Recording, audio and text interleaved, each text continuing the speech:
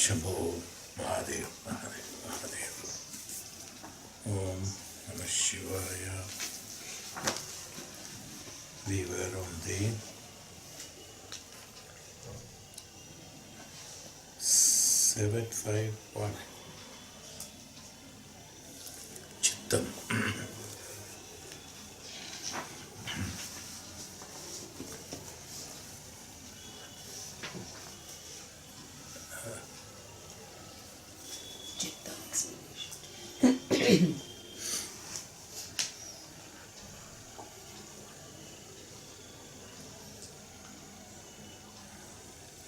Chittam said that it is intelligence or capacity to understand.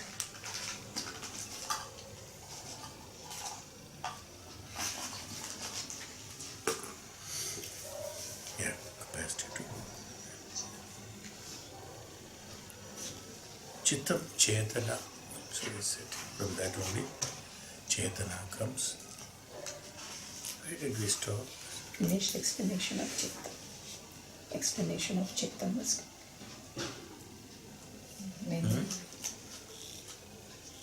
Explanation of? chittam. That was done. We have not done the explanations. We've done only chittam explanation. The rest of the shloka is memory.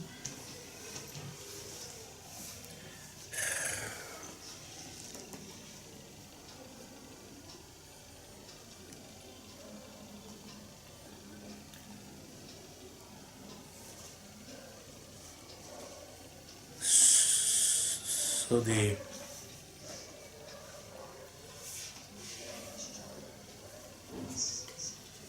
will can be understood, or the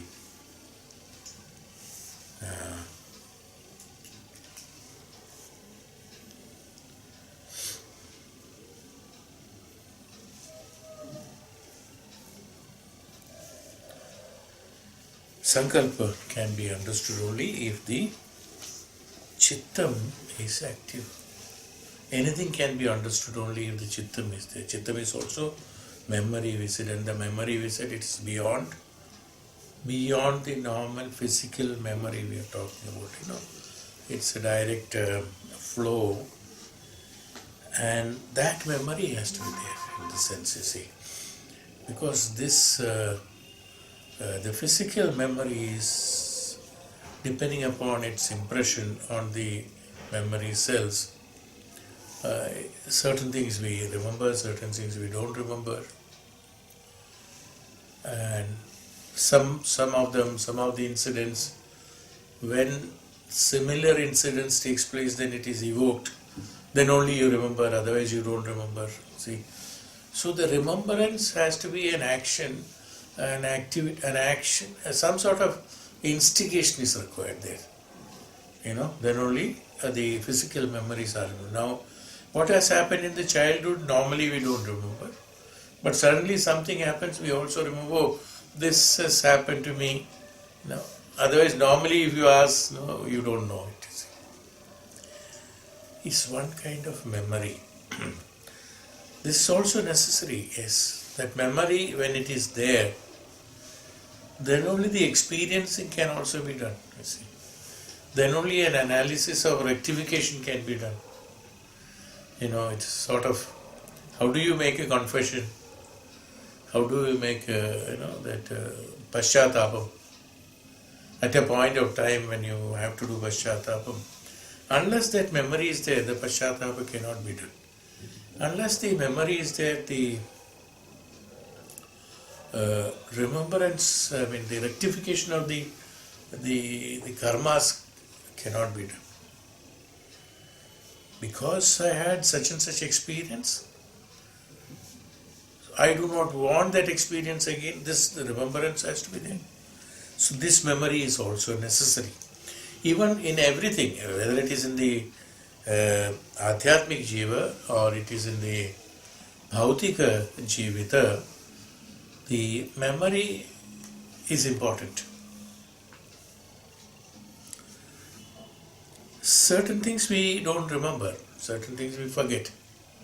There is an intentional forgetness there. Forgetfulness happens physically when it is explained by the medical science also, or even in the science by itself. Too crowded of memory tends to gets forgotten. A person who is dealing with hundreds of names every day, there is a possibility for him to forget the names. It becomes too crowded, because there is no importance to those names.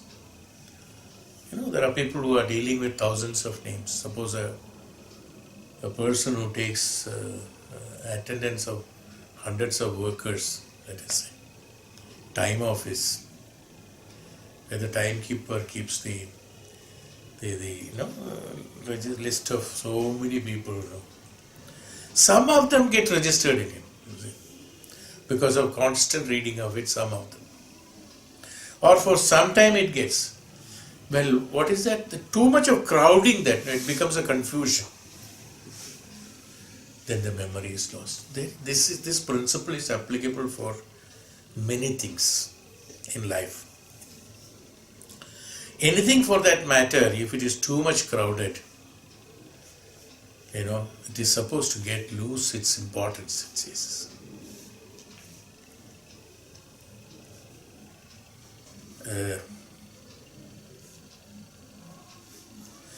Too many things to like, too many things to. That's why we get a confusion to which cloth, which dress to choose. Is it not? After choosing, I think most of the people are disappointed having chosen that. In the sense, there is a second thought. I should have, suppose you take only one dress out of thousands of them, which is selected. Even though at that point of time it is selected, probably while coming back home, you will always think, I should have selected the other one, would have been better, no? Is it not? This thought is always. Why, Because you have to choose from so many, that means the choosing, it has become crowded, When it is crowded, you are confused. Then only because out of frustration, you are choosing one. It may click right, it may click wrong. Then what happens, the one by one it is rewinding, then you are not satisfied. That means you are not taken a right decision of choosing. That means you cannot call it as a choosing. Can you call it as choosing? Why? The basic principle, what is the reason behind it? Because you lost the memory of it. The memory was not proper. If the memory was proper, I know what I want. Then after seeing what happened, your you know what you want principle has changed. This memory has been lost. Why? Because the stability of memory was not there. So too much of crowding. That's why ekagrita for everything is necessary. That's why Advaita Siddhantam says, if it is only one, there is no question of confusion. When there are thousands, there is always a confusion. See? Same way, in our chitta also, if the Sankalpa has to be remembered, if there are only very important incidents, they are all memorized by us. In our life also, if you look at it, the important events, important incidents, those happened, even the date, time, day, year, everything is remembered. This happened at that time. I distinctly remember. I authoritatively tell that, you see. But the other things, it's vague. I don't remember exactly. Why? Depending upon the importance and priority that you have given to an incident, they get memorized deep into the memory very, very fast.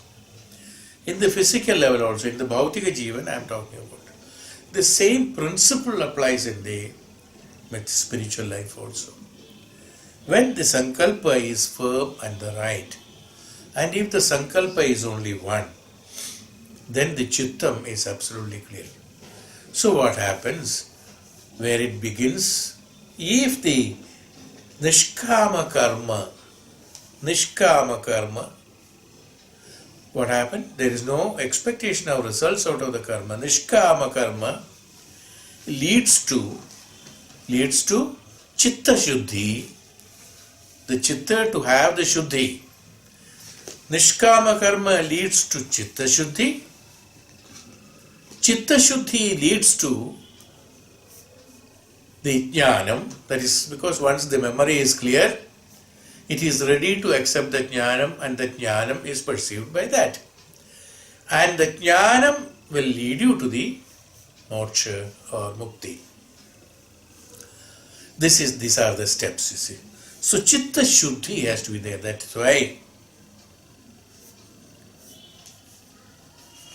is why Shiva Sutras indicated chitta vritti nirodha is one of the sutras. Chitta vritti nirodha, reject. Too many activities on the chitta has to be rejected, because that will not lead. The chitta shuddhi has to be there. What's the principle here? In order to attain the chitta shuddhi, chitta vritti nirodha, whatever vritti of the chitta has to be nirodha, absolutely stop, take it out. That means through nishkama karma only chitta shuddhi can be attained. Otherwise what was chittam will get crowded. That's the principle. When chittam gets crowded, it gets confused, so the memory is lost. For in us also the same thing happens. If one is dealing with so many figures, they are supposed to forget. You see, Dr. Radhakrishnan was a philosopher who used to practically, probably we all know him, I mean, not personally, but his personality and characteristics. A great philosopher. No, everything is in his thought. What happened was, he did not orient it in the right sense, probably. It has become too crowded in him, you see. This side, all this side. See, there are certain things. Some people are too much, we think that, they are very dedicated, devoted, too much involved in it. We can get involved in it, but there should be the right direction is applied to the chittam. Right, we will be coming to that actually. That chapter comes the next actually. We have to orient the chittam in the right manner. If we do not orient the chittam in the right manner, what happens? The chittam get confused. That's why chitta vritti nirodha is it. The chitta vrittis have to be restricted. Nirodha. Nirodha is not actually bahishkaranam. No, nirodha is all restriction.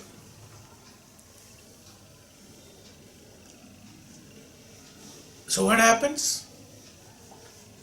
When it is too crowded, when it is not properly oriented, there's a great confusion, Sometimes it happens to great thinkers, great scientists, great people who are involved in too much, but not oriented their intelligence or their memory or their thoughts, Sankalpa, in a right manner, they are supposed to get confused. So this has to be established in a very correct manner. It's a very complicated subject. I cannot tell it in one sentence, it is not that. Because it's very serious. That's how we get so many diseases in the physical level also. So many diseases takes place only because of that non-orientation of thinking in a right manner.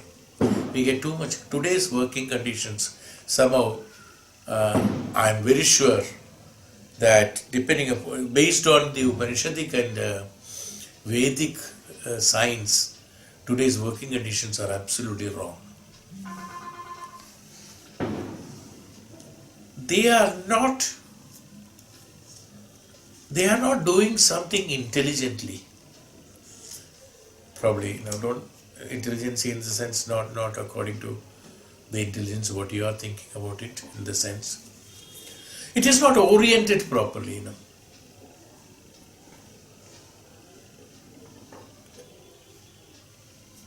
A corporate level executive is functioning only based on his achievements of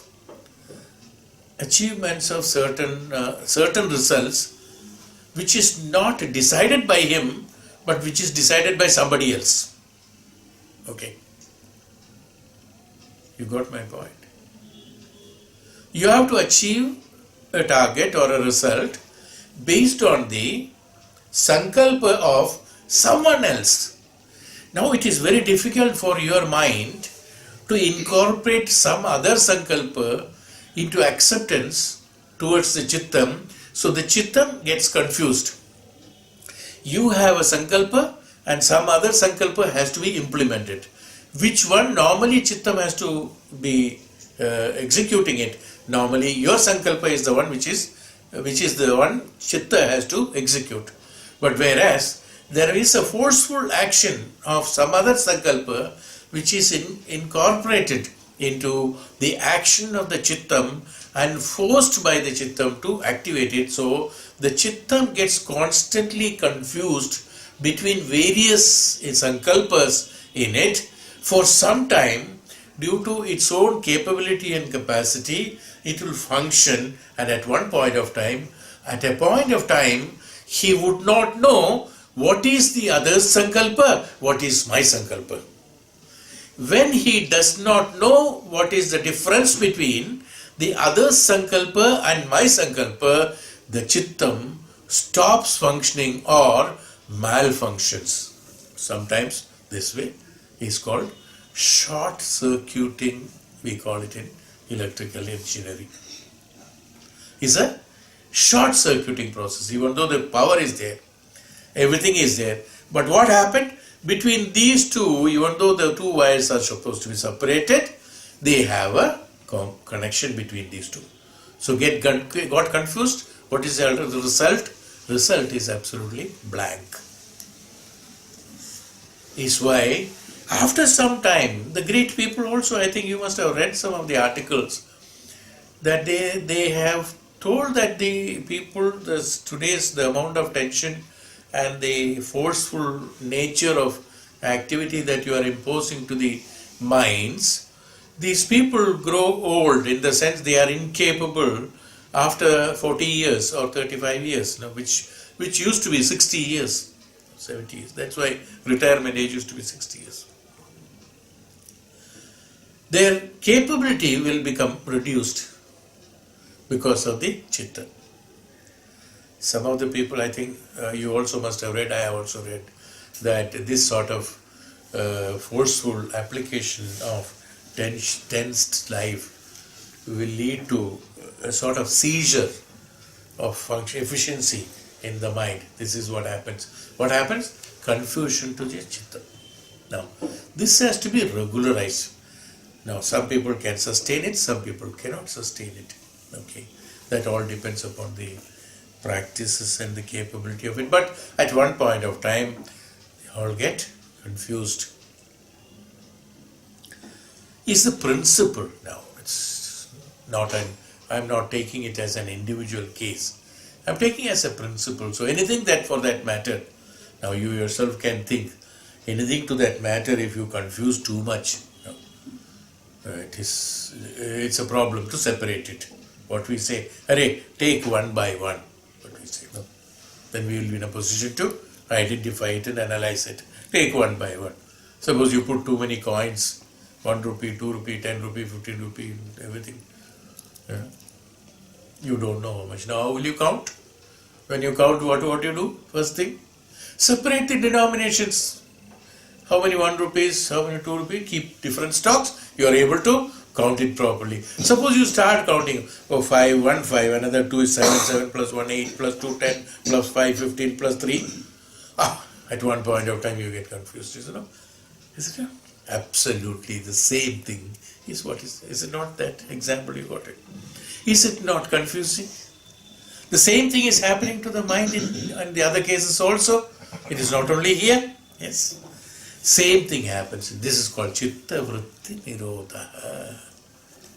Okay. Memory or the capacity to understand.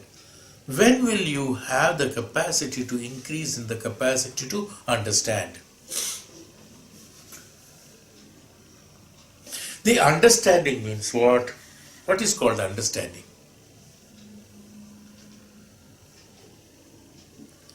What do you think? What is called understanding? What's understanding? We also use it every moment we use it. Did you understand what I thought? Did you understand what I said? We use this term even though it's misused too many times, most of the time. Yes, I understood. For what we heard, we are telling we are understood. Am I clear? When you phone up, you understand? Instead of have you heard, did you understand? He says, I understood. Why? What does it mean? I heard it. So like that, we misuse it also. Okay, it's a term, that's all. Nothing much, I'm just analyzing it. See. When I'm talking about the subject, we have to talk the subject. Understanding. What is understanding? Understanding is that after the Sankalpa has taken place, where are we started? Nama Upasana, Vakya, then Mana, then Sankalpa, then it comes to chitta. So when it passes through all this, it concises to very limited. I mean, in each stage, what are we doing? We are filtering it and reducing it to what is necessary. Like we do choosing of your dress. Again, I come back. Out of the shopkeeper telling 100 clothes, certain things outrightly say, no, don't show me that. So you have shortlisted, we call it. Okay? Out of 100, you shortlisted 50. Now from 50, you have to select. 50 itself is too much. Like this, what happens from Namopasana to the Vakya, Vani to the Mana to the Sankalpa, Sankalpa to the Chitta, it gets reduced and coming to the narrowing down the differences. And in the Chitta, when the Chitta is firm, what happens? See, I am talking about spirituality here. So when we go, we are sure what is to be done. Initially, we were confused. So Namopasana did. Then we said that this. Everything is right. We go to the temple and pray, do puja, it's also right. Do Namopasana, right. Do chanting or kirtans, correct. No problem. Everything is right in its own level, that's all. We have to surpass that level. We have to grow from there. Not that throughout the life, the same, yes. Go to the Vinayaka temple every day morning before going to office, ritually on the way that on the temple gate there will be one Nariyal seller will be sitting there because he sells very well there. So depending upon the problem, intensity of the problem in our house, between the house and work is the Vinayak temple normally. Between the house, carrying the house problem, going to the office problem. So in between that Vinayaka temple comes. Depending upon the intensity of the problem on both sides, the number of nariyals will increase for breaking it. Sometimes it is only one. If it is from the house, okay, one big one, one small one.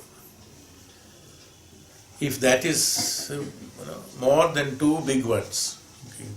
So like this, nariyal is bought, and then normally for Vinayaka we we say nariyal throwing, has to be done for it's a kind of prayer what we Hindus do it.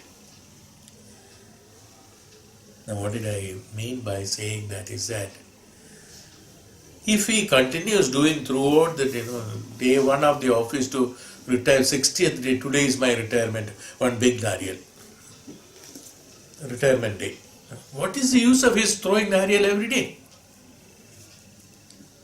He should have overcome that, is it not? That principle.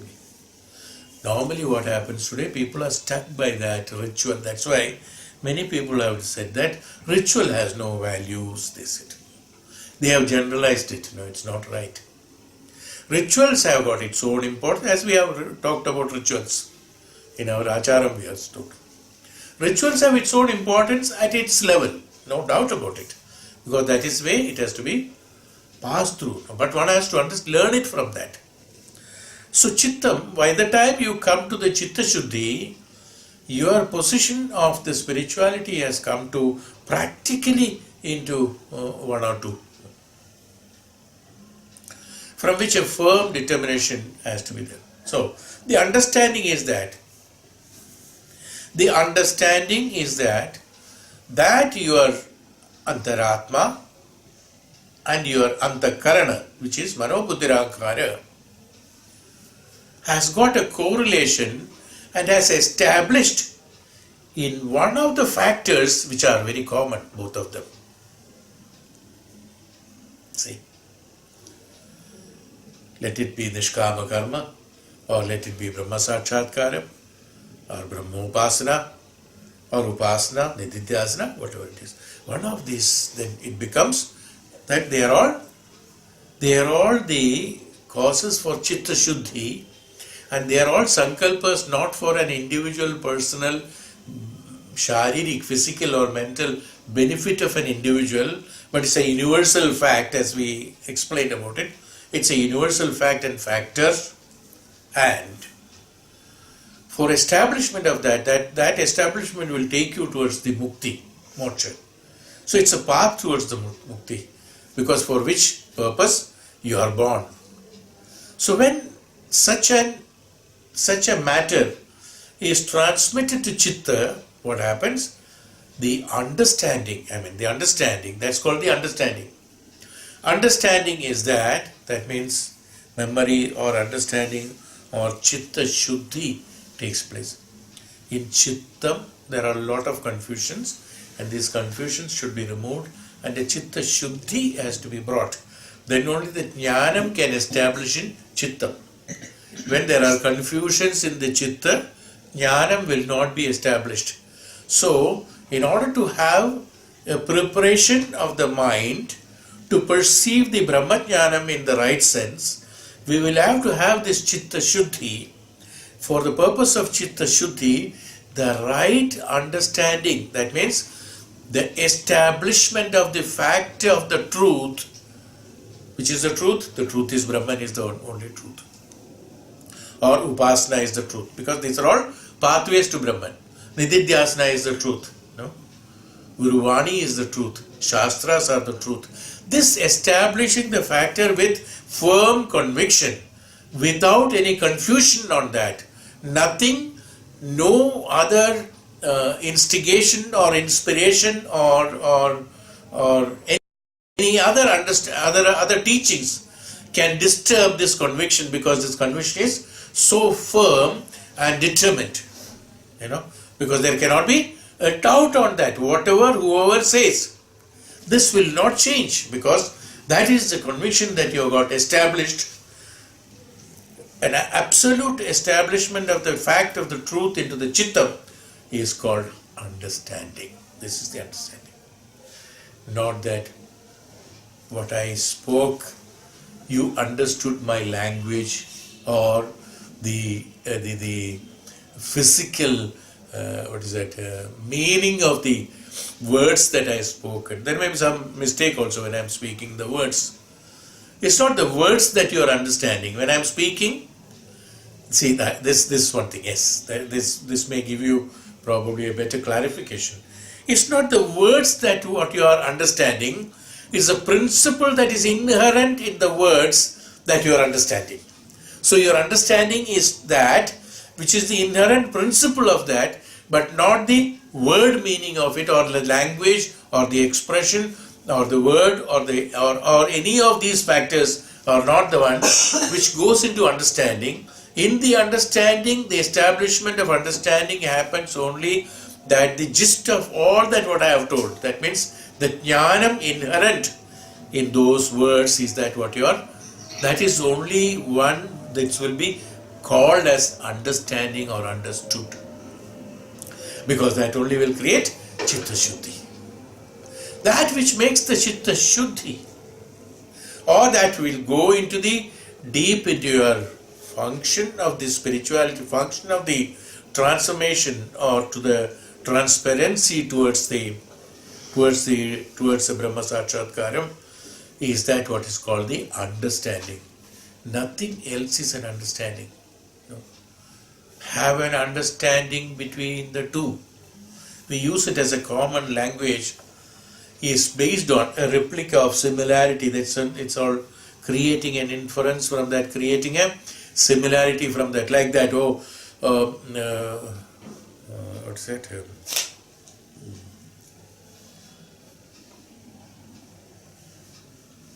The king's face is shining like a moon, or the the face is shining like a moon.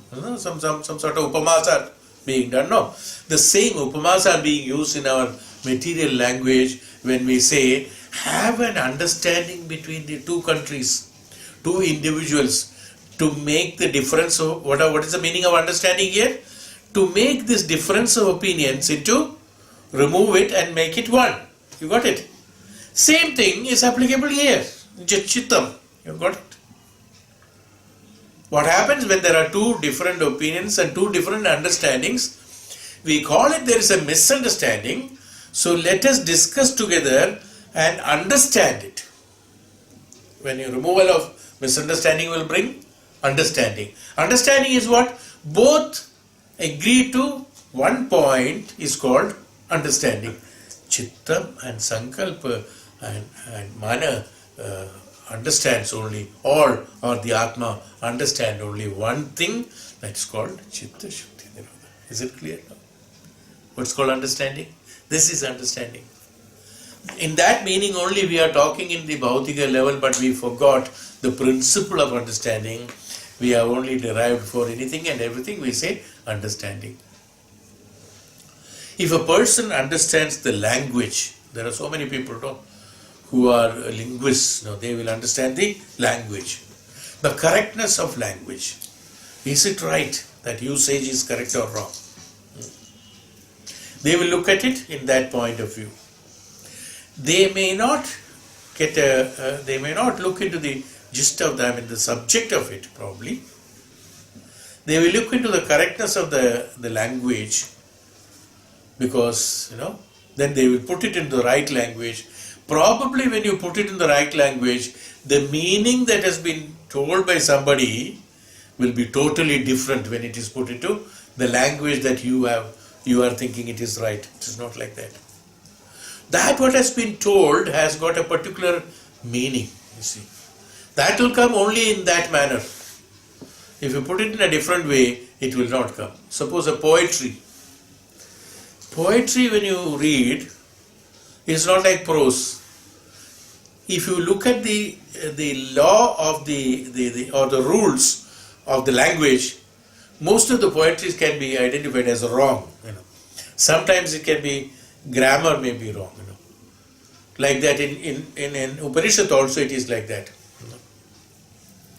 Somebody asked this question in Kanpur or somewhere, I think, when a Sanskrit shloka is there. There are students who understand the Sanskrit, they have learned Sanskrit. So in that what happens, the shlokas in the Upanishad, especially Vedic shlokas, because these are all sutras, it begins with plurality. Etam, yena, tena, iti, something like that it comes. It ends to, even though it is plural, it is something like that, they is, They are instead of they is. Now, there's a usage. That's a usage. That comes in Sanskrit, so certain things. There, if you look into the principle of grammar, it may be different, but according to the Upanishadic advices, it is absolutely right. So what happens? I'm talking about the language. If you look at it in a linguistic way, that means your understanding is not proper. You understood what I'm trying to tell you. What is called understanding is the subject. Understanding is that even though we hear all this, what is the truth in it, the fact in it has to be established in the chittam, is called understanding. If that understanding is proper, then the memory is proper. It can never go. The memory is absolutely established, it cannot go. Why? Because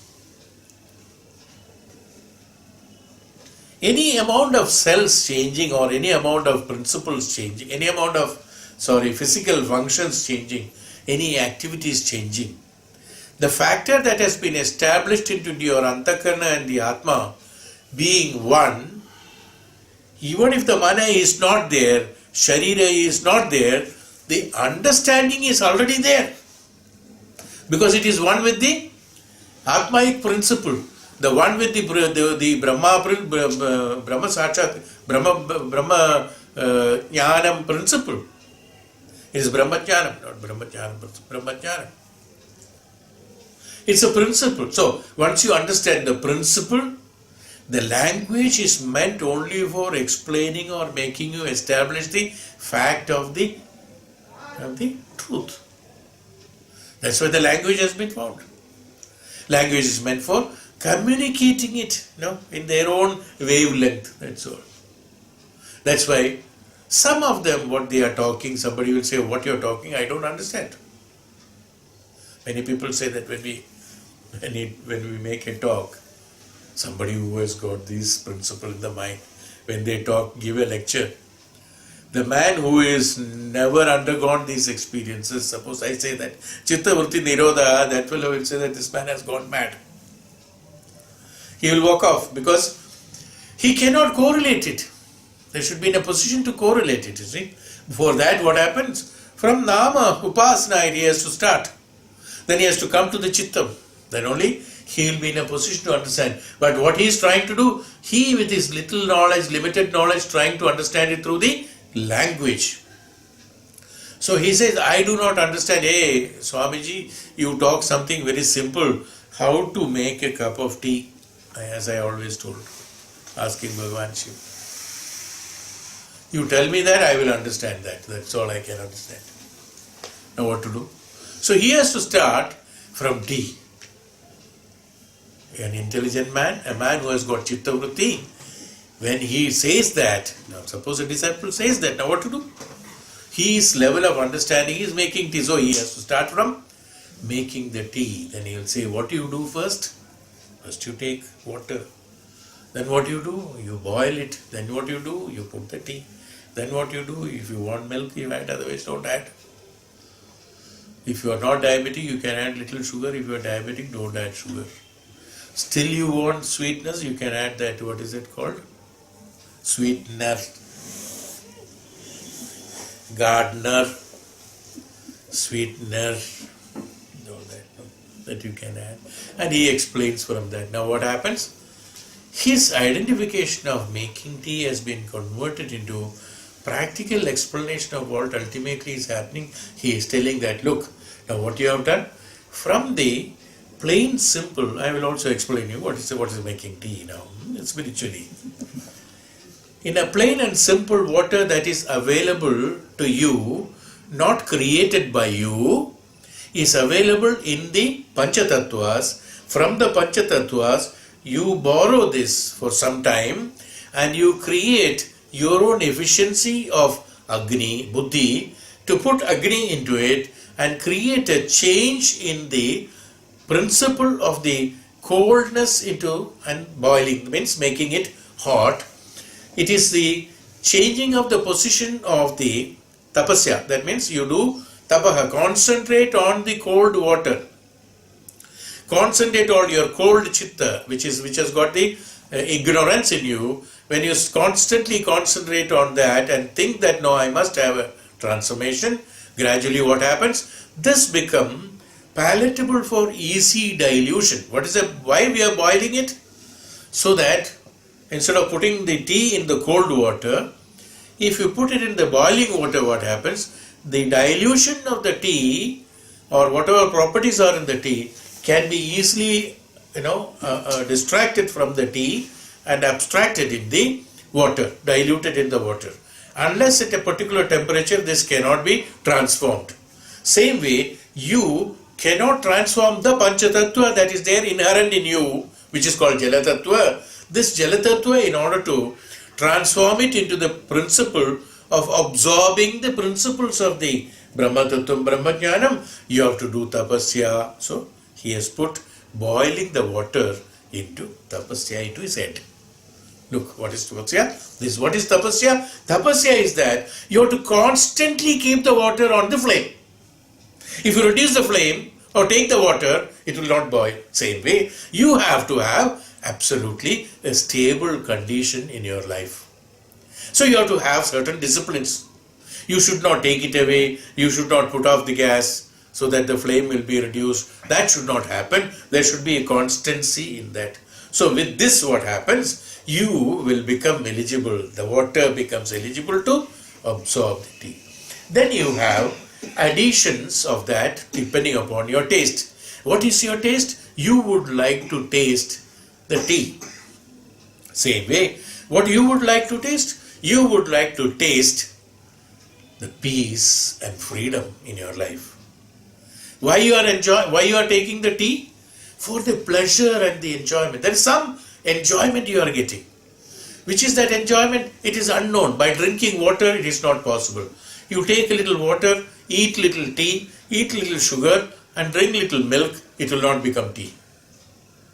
It cannot give you the satisfaction. So, in your normal life, you cannot give satisfaction. In your way of living, you are not getting satisfaction. You are not getting the real pleasure. You do not know why we have got all these four things. And even if I eat four things differently, the water, tea, sugar and milk, I am not getting that pleasure. But once I combine all of them into a particular condition, in a particular condition, into a particular situation, then I get the pleasure. Right? In a particular condition, to a particular situation, then only I get the pleasure. It has to be warm, or it has to be cold. Even after that, even if it has become cold, doesn't make any difference, doesn't much difference. Still you enjoy it. Same way, what happens in life also? Now what happens? He is telling him that in your life also, like the water boiling, you have to be stable on top of that Agni Tattva, the Jala Tattva and the Agni Tattva. That means your Panchabhutas should come into one Tattva. So you have to be like the water on the fire. You have to steadily sit and do tapaha, tapasya. That means concentrate on that. Then what happens? That which you think will give pleasure, or not which you think. Instead of tea, you cannot put sawdust. That also looks like that. No, that's not possible. There is a specified thing there available, tea. When you put that only, you will get the taste of the tea. Same way, the Upanishads and the Vedas have specified certain specified things in order to put when you are concentrating, which is called the Brahmajnanam, Brahma Tattva, which is definitely to be identifying. So Upasana has to be done. In the Upasana, in the tea means what? You are listening to that which is. Now, if you take the tea as it is, nobody will like it. I don't think, no? The tea dust or tea leaf, it will be bitter or whatever taste it may be. It may not be very nice. The Vedas and Upanishads, if it says buy a book, let me read it myself, it will be like taking the tea raw in his mouth. So what happens? There is a condition that has to be created. When you have to be put into boiling situation, you should be put into boiling the water. I mean, you means the water has to be put into boiling situation. In the boiling situation is where? In presence of a guru. Disciplined. No, that's boiling situation. At that point of time, the tea, otherwise if you have taken, it should not have been very tasteful. But through the Guru, when he explains the Upanishad, the bitterness becomes beautiful pleasure. Even though it is bitter, because it is truth. Even though it is bitter, but there is a pleasure in it. There's a pleasure in it. So the tea, in that condition, what happened? The tea, the gist of the tea, not the whole thing. That's why, not the language. What did they say? The principle of that language, what he has spoken, has slowly, melted into the water. That's a tea liquor, which is absolutely gives you the pleasure. But in order to remove that bitterness from that, what happens? He adds little milk and sugar. Some examples, some stories, some my facial expressions, so that you will laugh, so that you will be enjoyable to you, and all that. Disciples, it will happen. So with that, what happens? It is more taste. You think it is tasteful, but actually, what you are tasting? Actually, you are tasting that bitterness of the tea, which is diluted into the boiling water. This is how tea making spiritually got. something like that. Is it okay? Yeah, you can derive. Everything is Brahma Tattva. This is how it is done. Now, the man who understands that, he has to do like this gradually. Now, you can imagine the task he has to undergo gradually. Maybe he will pick up faster. But what is that? Ultimately, what I am trying to do, this is called understanding. Now, what he has understood? Neither he has understood. Now, even though his understanding was totally different about the tea, today he has understood.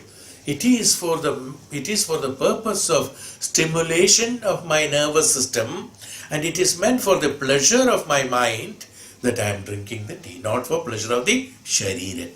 Is why I am drinking tea. He comes to that concept of it is called understanding about tea.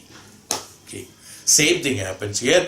This is called understanding. Understanding the principle of the Brahma Tattva, which will give you the ultimate pleasure in your Jivatma.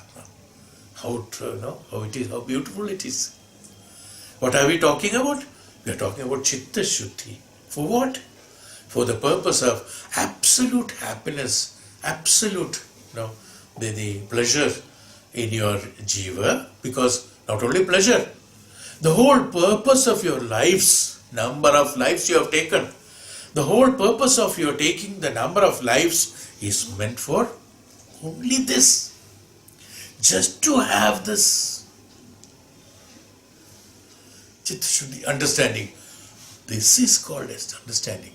Establishing that, not that you have achieved it. No.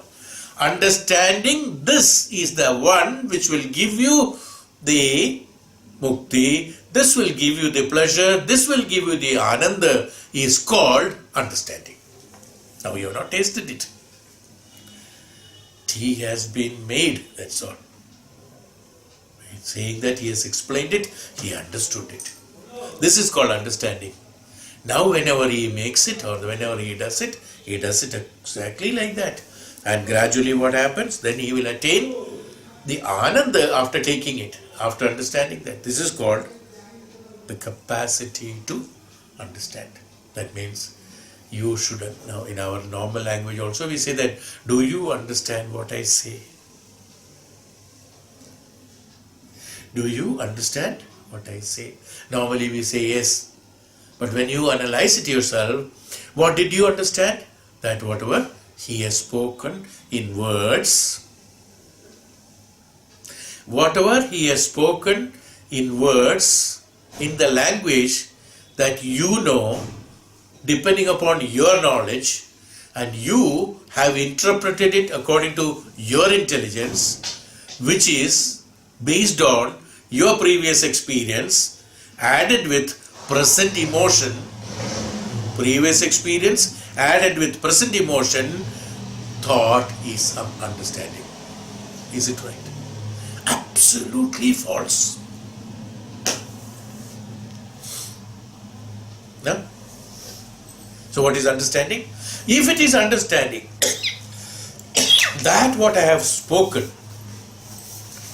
should be analyzed the same way as I have analyzed it, and put it into that, and the gist of that has to be understood exactly as I meant it, is called understanding. You understand me. This is called you understanding me. I think it's clear. This I have already explained you in the previous class with a small example where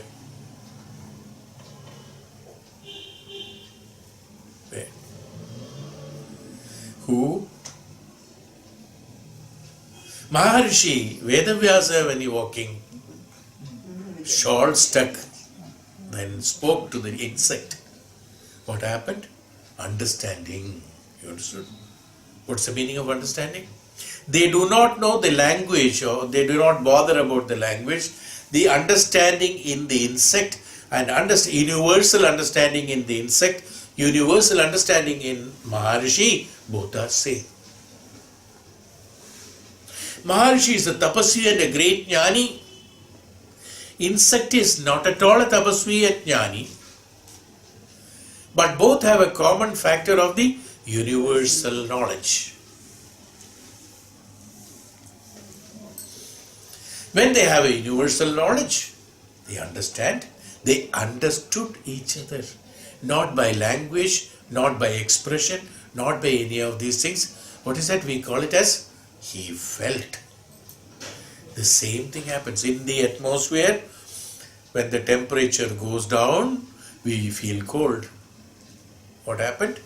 That world, that means the understanding in the universal climatical conditions is also effective to the human. Even though we think ours is separate, body is separate, but we are not different. We have to get affected by that changes that is happening in the atmosphere. Why? Because we are one with it. Okay? Because it is externally felt. When the temperature drops down, I feel the cold. My temperature of the body is such and such. When it goes below that in the outside temperature, I feel cold. It's only through the sensory system that I am feeling cold. The same way, as I feel cold through my sensory system of Panchendriyas, when the atmosphere gets cold, I also feel cold. The same way, when the atmosphere or the Prakriti has the jnanam, should I not have the same jnanam? How can two things will be different? Am I right? Then why you are not having it? Why you are not having it is because you are wearing woolen clothes, so you don't feel the atmosphere in you. You have an avarana in your understanding, so you don't feel the. So, who resists it?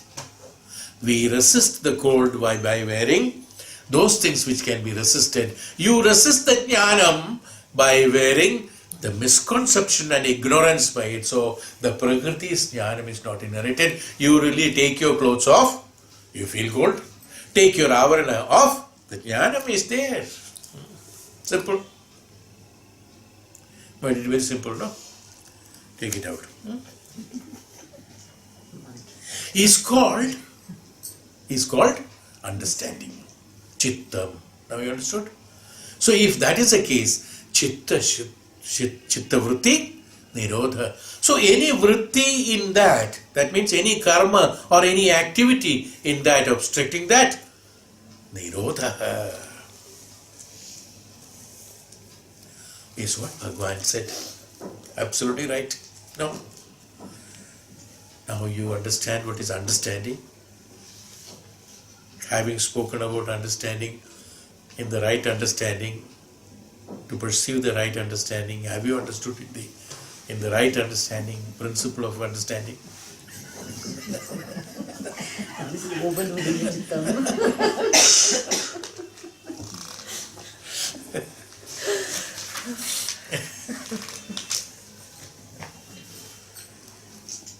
It's interesting to know, that what is called understanding. So, establishing that means I understood. Means now there is, if I say, it's a commitment. Hey, person, hey, so and so, have you understood? Then what you say? I understood. What is that when you say?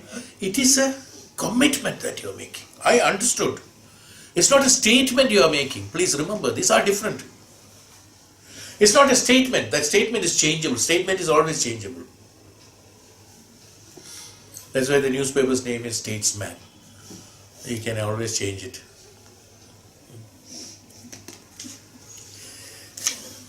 And statesmen also change every time. This is why their names are statesmen. We are not making a statement. We are making a commitment. Who? To yourself actually. You are not convincing me. Hey so and so, hey Guru, I understood. I understood. It's a commitment. It's a conviction. It's an established factor in you that I understood it. Now, having understood it, if you have understood it, if you have established it, if you have understood it, will you change by that? From that? No. You're not supposed to change. That's called understanding. And understanding is not changeable. It is understood, that's all. When you come to an agreement between these two,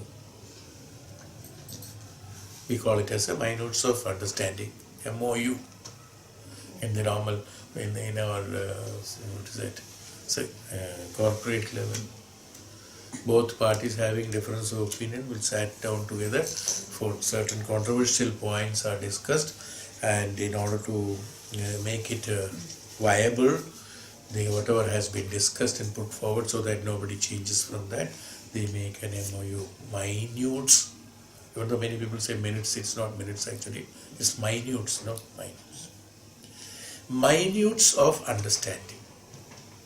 It's not the whole understanding. So many things have talked, fought. Now, ultimately they have come to this. So minutes of understanding. Have come to an absolute understanding. There, what happens? Neither you nor me deviate from that. It's a commitment. It's not a statement. I'm trying to cover up wherever my little knowledge goes here and there. So that's all what I know. Because I have dealt with certain things. So I'm telling you the experiences of it. That's all. So minute of understanding. We also should have, it's an established factor. It is not that if I say understood, I cannot say next day, oh no, I just told you that I understood. I did not understand that properly. Will you please explain it once again? Finished. That was no more understanding. It was only a formal statement which you could conveniently change it. That will not be an understanding. Chitta vritti. Chitta shuddhi has not taken place. So what happens? In our Sankalpa, when you feed it, through the tapasya, through the conviction, through the upasana and nididhyasana, the chitta shuddhi has to be brought in. So I understood. This will help you, not for making your qualification higher. It's not meant for that. Nobody will know whether you understood or not. It's you who is committing. No one else other than the Guru or the people who are much above you only can understand whether you have really understood or not. No others can understand. That means your commitment to yourself in order to make you transform. That's called understanding. And understanding is meant always for the purpose of transformation from wrong to right. Even in Bhautika Jivan, it is that. Understanding is that. Even though it may not be that in Bhautika, but it was meant for that. And an understanding. Let's have an understanding. Means both think that by changing it, it will become good only. That's all. So for the purpose of making you good to that way in spirituality, there is no doubts there. There is no doubt. From the ignorance to the jnanam, conviction. No? Your transformation is for what? From the ignorance to the jnanam you are transforming. This establishing of this factor is called the understanding. I have an understanding in order to transform my ignorance into jnana. It's a commitment. It's a commitment, it's a conviction, it's a principle that you understood it. You have really come across all those situations from the Namopasana to Chittam, all this path, totally, and thereby you have cleared all your obstacles, and ultimately you decided to have chitta suddhi. In Chittam there may be so many things. You decided to have chitta suddhi. In order to have chitta suddhi, you create an understanding. For having an understanding, having had the understanding, the memory will be firm. Having had an understanding, it's a permanent established factor which is not based on your memory cells. Having done it, it is related with the universal understanding, so it is firm. That's all. It can never be forgotten. Any number of janmas you may take, you leave this sharira again, come back, you will still remember, is how we do the past life regression. In that principle. That's why I always said that we do the regression. Our method of past life regression is based on the meditational methods. It is not through psychiatric methods. There are two ways. One psychologist, Wynne Dyer, is writing about the is a psychiatric, hypnosis. Absolutely right.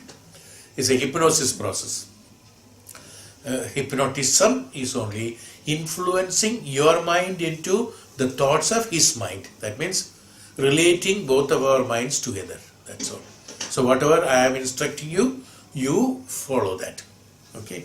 So what happens? I tell you, you go to certain memories. So your mind, depending upon the memory that is available in the mind at that point of time, will go to that and will reveal it.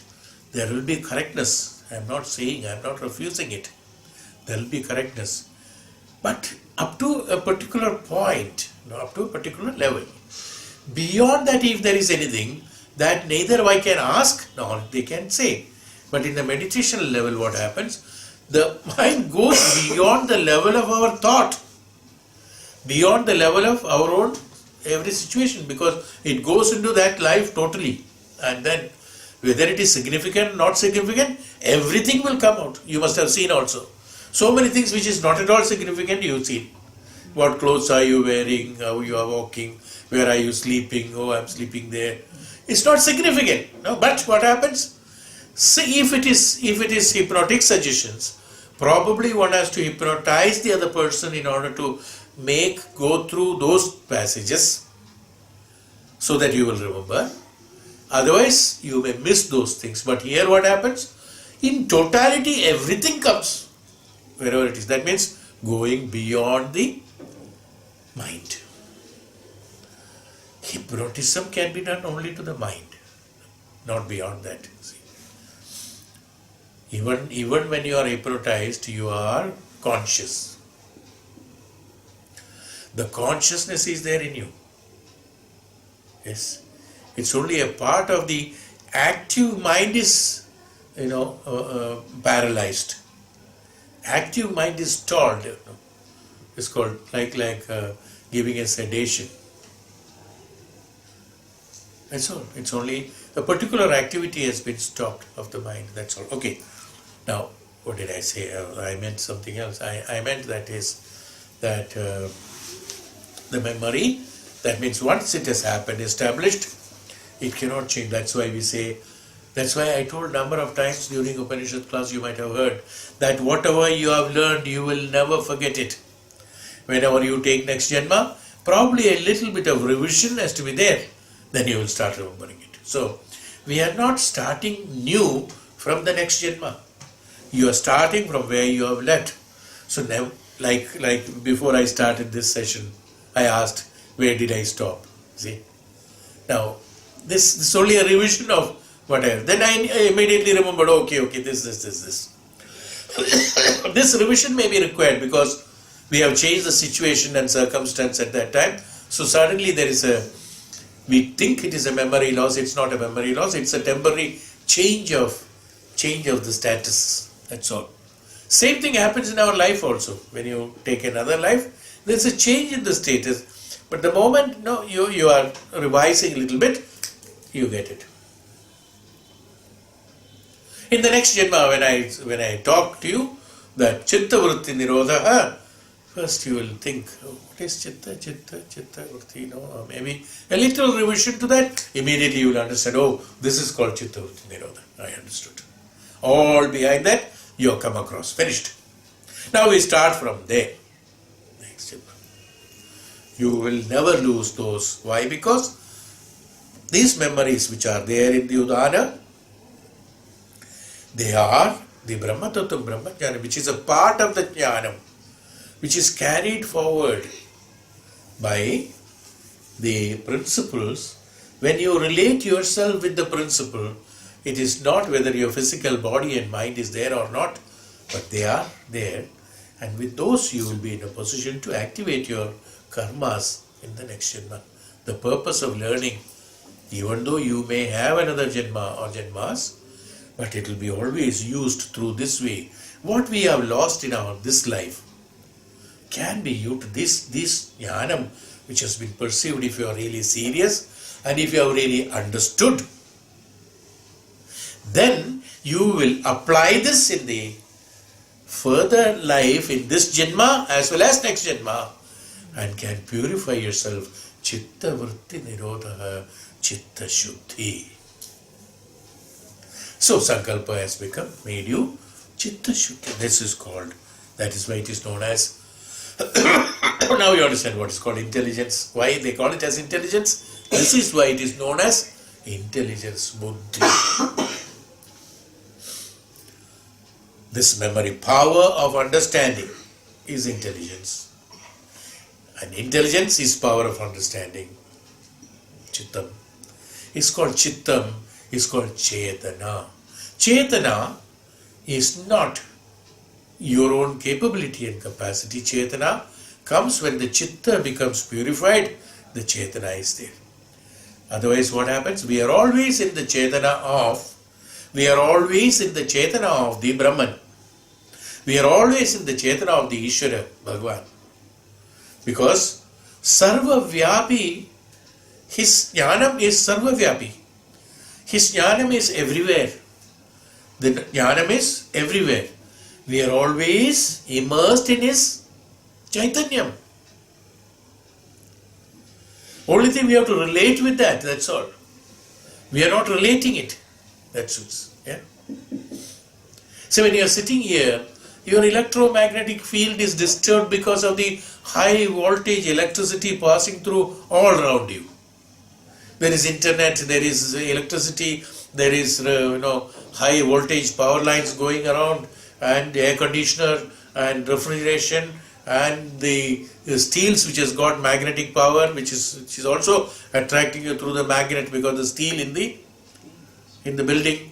Everything is disturbing your electromagnetic field.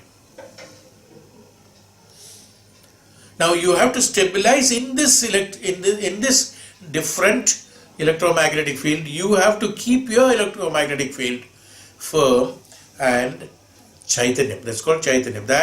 That what is produced by you should be much more powerful than this.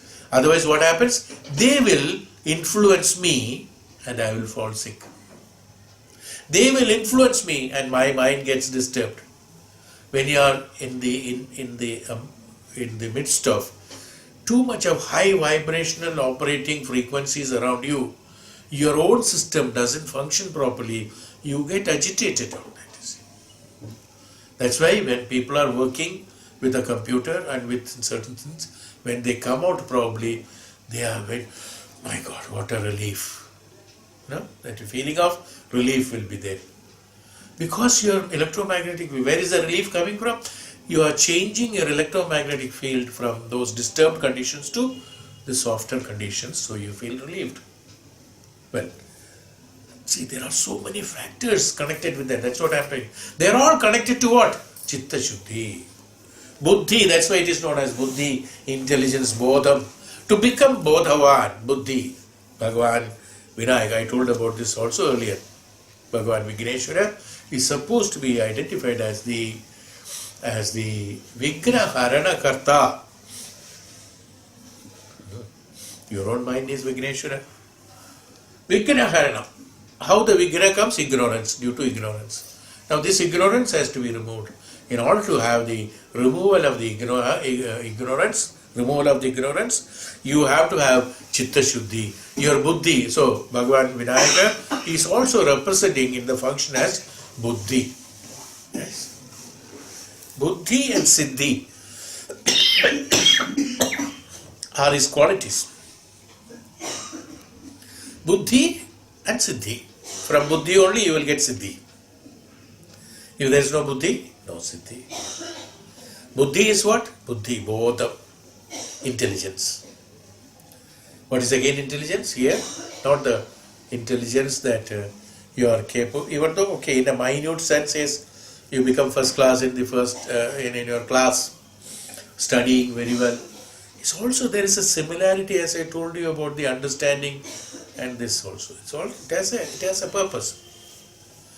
That you are able to concentrate better, you are able to memorize better, so you are producing better, so you become first class. Same thing. What happens in that case also? The buddhi, the intelligence, at that point of time, it avoids getting distracted for anything else, concentrating only on one point of study. So whatever you have studied has been memorized and has been produced. Now, many times it can so happen that whatever you have studied today, after 20 years or 30 years, you forget it. Okay. So this was only, in buddhi, in intelligence, there was only a temporary memory that you have created. And they are only meant for execution of your mind and sharira in the present life. So they are meant for temporary purposes, so your memory to be limited will be to that. Suppose you acquire the Brahmajnanam through the Upanishadic and Vedic studies, or through the Guru and Upasana and Nididhyasana, what happens? That understanding and memory becomes firm and non-changeable. Even if you want, you cannot change it. Because the want will not get applied to that, because it will be beyond your power of intelligence there, beyond your power of mind there. Okay? Is it clear? Something like that. Okay? So, what did I say? That intelligence. That's why some said the memory is also known as intelligence, said that intelligence or capacity to understand. It's not understanding also. Capacity to understand is chittam, they said. Not only understand. I told about the understanding. Now to have the understanding, I told about understanding. Now to have the understanding, there should be a capacity to the mind to understand it. Bringing that into capacity, that capacity is known as intelligence or buddhi, or which is known as, buddhi comes from bodham, consciousness.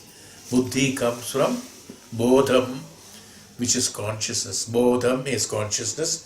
Buddhi is an activity derived from the bodham, is called buddhi. It's verb.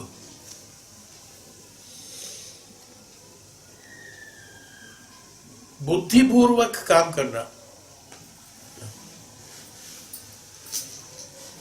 That means utilizing that buddhi to do a particular job. What is this buddhi? Again, karyakarta. Buddhi is a karyakarta from bodham. It's a karyakarta. Bodham is a karta. Buddhi is a karyakarta. Not clear? In Sanskrit they explain like this. So karyakarta is buddhi. Bodham is the karta. It's a consciousness. Which has bodham, doesn't have a change. Buddhi can change. The karyakarta can change depending upon requirement. Bodham is constant. Karyakarta will be different. The man is one, but he can work as an officer, he can work as a husband, he can work as a father, he can work as a child, he can work as so-and-so traveler, he can work as a driver, he can do everything. But the man is same. Bodham, Karyakarta and Karta. Is it clear? It is something like that. Bodham and Buddhi. Bodham is one. From that, for different purposes of activities, intelligence is created. So this intelligence, if it is utilized for the purpose of the Bodhavan, Karyakarta should function. To function, the Karyakarta and Karta should become one at one point of time. Then what happens? The memory is established and firm. Otherwise what happens? They are all temporary. Now we learned something, we forgot. That's also learning. It's not that. We struggle to learn that. We pass so many exams. Many of you have passed so many exams. You remember how hard you have worked? How hard you must have studied? You must have done very hard work on that. You remembered. Now you ask yourself, many things you won't remember. That was meant only for a particular purpose. Because in your mind you decided, for this purpose I have to do this. So a Karyakarta has been employed for executing particular job, has been done, completed, but it has not become the Bodham. Only thing, it has become the Bodhavan. That's all. So to that extent, you were benefited, no doubt about it, and it was right also. It's very good. No doubt, but you did not come. The same thing if you apply for the absolute consciousness, what happens? You totally transform yourself to the Bodham. Is how this happens. Am I clear? Now when you talk about all these things, what happens, everything is based on these understandings. Everything is based on now so many things are there. Bhagavan has explained about 4 vidyas and in order to attain the moksha, karma yoga, 4 yogas. Yes, in Bhagavad Gita 4 yogas are there. But ultimately what is he coming to? It is in the dhyana marga and jnana marga. From everything, the jnana has to be acquired, and ultimately he accepts only that. Bhakti without, I have explained about this too, I think extensively earlier. Bhakti, ultimately it becomes bhakti, everything becomes bhakti. Bhakti is an ultimate jnana. Bhakti is not the bhakti what we are thinking also. There should not be any ajnanam when you have got bhakti. But today, so in bhakti, if there is an ajnanam, if there is a doubt, if there is an ajnanam, then it is not bhakti. Yes. Bhakti has to be firm. Bhakti has to be knowing what he is doing. And so in bhakti, there will be tremendous powers. That bhakti can come through, once you have got the jnanam, through dhyanam. Dhyanam means upasana, nididhyasana and dhyanam. Merging yourself with that pratishtha, then you attain that. Then only the bhakti will be proper. Then once the jnanam is established, bhakti will be absolute proper. After that the bhakti comes. That bhakti, which is absolute jnanam, which is known as absolute jnanam, there the classification of bhakti and jnanam is not there. They merge into one. They have to. So long there are two, so Bhagavan, then why? That's why many people ask, if Advaita Siddhantam you are talking about, and this is attainment of the Ishvara, and there are so many ways to attain Ishvara, Karma Yoga, Jnana Marga, Dhyana Marga, and Bhakti Marga, and Sannyasa Yoga, and many margas are there, many yogas are there. It's really confusing. Actually, it is not confusing. Bhagavan has told this for the initial, as I told you, making tea. So he has to start from there for some people. So different margas have been decided for different people, but ultimately, where will it reach? This has been explained to you, so you should not get confused. Where you reach ultimately in the jnana? Through karma, where you reach? jnana. Through karma, doing karma, what happens? One knows that nishkama karma is best. Finished. Where you have reached jnanam, you have reached jnanam. In dhyanam, you did so many dhyanam. So this dhyanam, this, what is that? Hatha yoga, this yoga, that yoga, Kundalini Jagaran, oh that Jagaran, this Jagaran, ultimately. Many things have been done for what?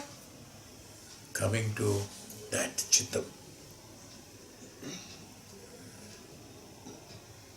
Sannyasa yoga or any other yoga for that matter, any yoga, all the yogas that has been prescribed is meant for attainment of the absolute jnanam. Even bhakti is also absolute jnanam of the truth. It's called the true bhakti, where there will be no deviation. When it comes to established factor, there should be no deviation. So in bhakti, there cannot be deviation. Even putting flower, offering jalam, offering prasadam, offering this, lighting lamp, everything is important at its stage, at its own position, at its stage. But after that, we are told about this in Acharam, I think, yes, explicitly. So forget. So understanding, what I am trying to talk to you is about the bodham and buddhi, so intelligence, application of that bodham. This application is known as the karyakarta, the one who is applying the bodham, consciousness, that jnanam, into the execution of karmas is the right karyakarta here. That is why he is known as Vinayaka, Vikneshwara. Then you will never have any vighna in establishing any of your karmas. When you execute the karma according to this bodham, this intelligence or the intelligence. So the capacity to understanding, that's why intelligence or capacity or understanding or chittam is it. So chittam is that. So chittam. So chittam, from chittam only the chaitanyam comes. Automatically. Chaitanyam is that. The result of chittam is chaitanyam. When you get chittam in you, you will have chaitanyam. They say that, look at his face, it is glowing. There is something. No. Chittam. The chaitanyam it appears. This cannot be hidden. That's called the aura also. Chaitanyam. Chitta, the application of the chitta in the right manner in your mind. So you start functioning based on that you are preserved in your chittam through the chitta shuddhi. You will automatically have chaitanyam. That's why I said we are all always in the Ishvara chaitanyam. There's no doubt we have to relate with that. Only when you have the true chaitanya, then we realize the Ishvara chaitanya and me is one. Then immediately start feeling that, then nothing else. So Bhagavan says, so it's something like that. Is it clear? Chittam? So he said, the will is a specific manifestation. Sankalpam is a specific manifestation. There is generality behind it, and that is chitta. Beyond the will is chitta, the power of memory and retention. Not only the power of memory, retention. The one who cannot remember anything, how can he transform himself? It is not possible. You need not remember certain things which is not necessary. When the mind rejects, and also you will find in many people, they don't remember many things. As I told you, for some it is the names cannot be remembered because of the cluster of names. So many names is handling with. So it's a cluster of name and name is not important. This is one factor. In Bhautika sthala. In Adhyatmika sthala, what happens? Names are no more important. It is the principle that is important. When he decides that, names will have no importance. He will not remember that. He will remember only the principles, because Brahma Tattvam, everything is Brahman. Whether that Rishi, that Maharishi, this Maharishi, his son, nothing is important.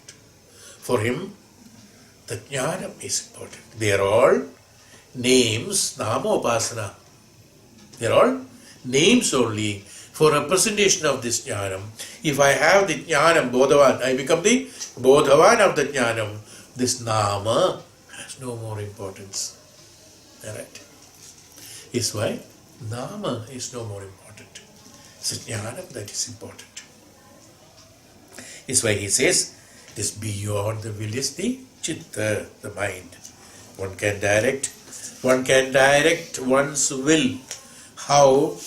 The Sankalpa that I have created. You remember last chapter we said about the Sankalpa, the will. The will that I have created is a manifestation. Yes? It's a manifestation which I have inserted into the normal flow. How, on what power, how can I execute that? No, it's only because of the execution part of that Sankalpa is called the intelligence, power of memory and retention of the memory. That Sankalpa has to be retained in you, then work on that, then dissolve that retention, convert it into the Bodham, then it's all taken out. Is how the transformation of the Sankalpa into factuals takes place. Alright? No. It's too much. Should we stop?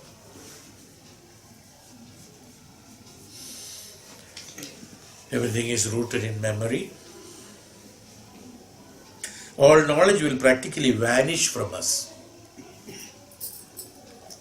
So memory is very important. As I told you, the knowledge of the process is not, that is only meant for attaining the knowledge. Then the process is forgotten.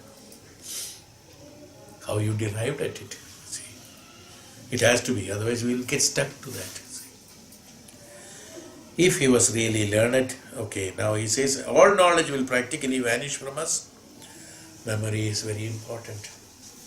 People who are learned sometimes do not remember. This is what he is also telling here. People who have learned do not remember that subject to be discussed. So what happens? We say that what is the use of his learning all these years? We ourselves talk to somebody, no? This fellow, after learning so many years, what is the use of his knowledge level is so low? He doesn't have. Why? Because the jnanam is not there, the memory is not there, retention is not there, or the chitta, suddhi is not there, or the practicality is not there. So he is not utilizing his jnanam in the right manner, that what he has learned. So in order to apply that, the application of it, his intelligence again, the application of it, that means in order to have the memory, this memory has to be utilized so that the retention has to be there. If that is not there, that what you have learned cannot be put into practice. If that what you have learned cannot be put into practice, what is the use of learning, first of all? Second, if you don't put it into practice, you will forget about it. These are about the bhautika, if you say about that. So the personality is ultimately rooted in the chitta. The personality of a person is rooted in the chitta and in the chitta shuddhi. This is called personality. Personality, personified of chittam is person. A person is personified of chittam. His personality. That chittam, the representation of a man is what? Oh, he is wonderful. What does it mean? His hair is wonderful, his nose is wonderful. No. Chittam is wonderful. See? Personality. So his personality is applicable to chittam.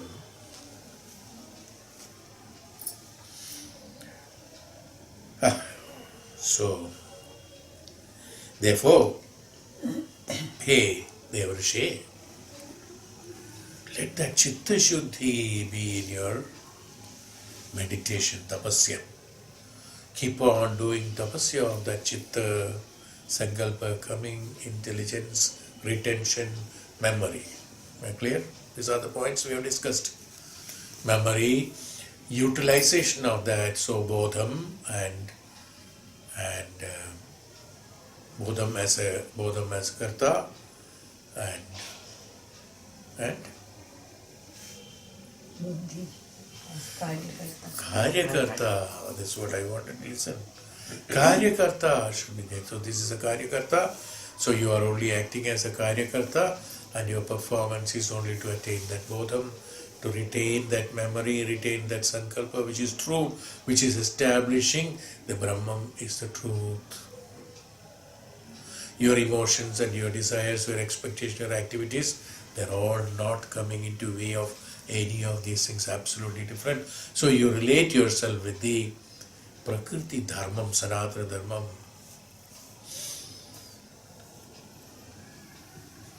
Yesha Dharma Sanatanaha, he said. So the contemplation. Now comes what? Next is that, now comes the section 6. So fifth section is over by advising rather, Devrishi Narada by Maharshi Sanat Kumara to meditate, to contemplate, to meditate on chittam. Meditate on chittam. Now comes the section 6. In section 6, Bhagavan talks about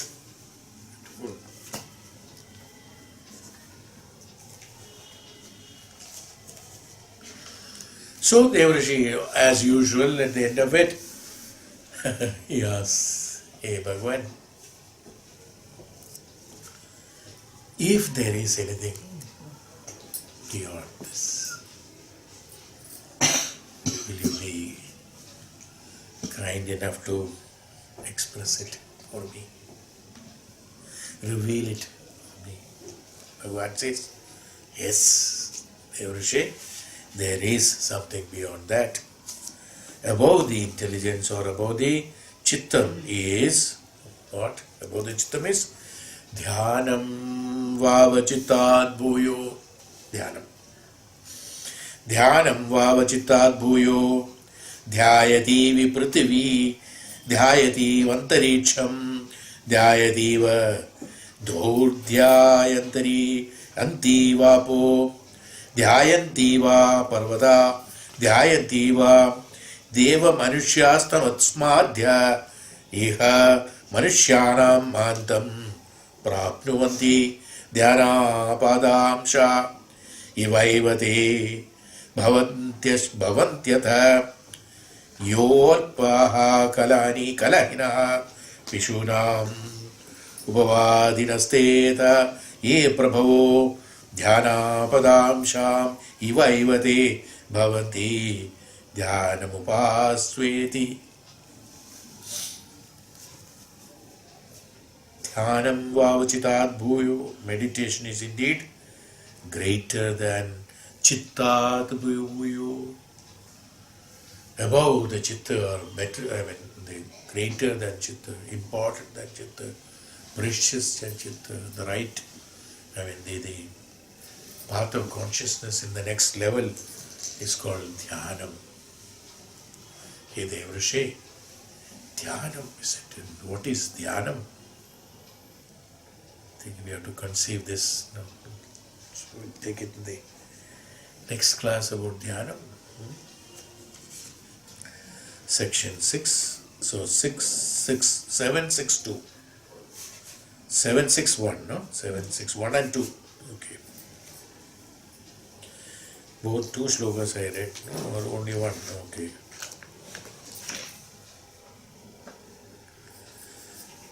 So 761 will take